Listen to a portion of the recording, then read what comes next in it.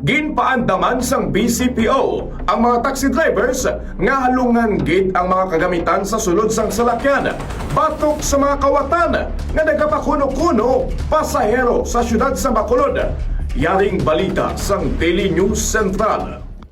Ginpaandaman ni Bacolod City Police Office in Charge, Police Colonel Eugene N. Rebadomia ang mga taxi driver nga halungan ang mga kagamitan sa sulod sang salakyan batok sa bago nga modus sang mga kawatan nga gapang si driver sa syudad sa Bacolod. Taxi drivers na sa sunod na may magsakay sa inyo, una is hindi nyo bayaan ang taxi nyo ang bilin ang yabi ko na nag-aandar.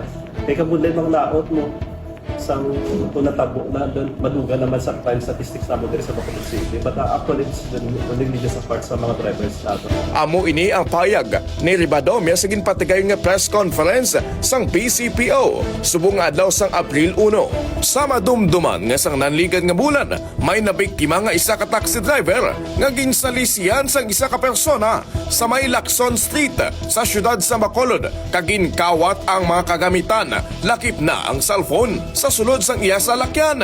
Panugyan ni Rebadomia sa mga taxi drivers nga i-safety ang mga kagamitan. Ilabi na ang yabi sang salakyan para malikawan ang mga nagapagkunog-kunog ng mga pasahero nga tuyo mangawat. Report nagikan sa patrol.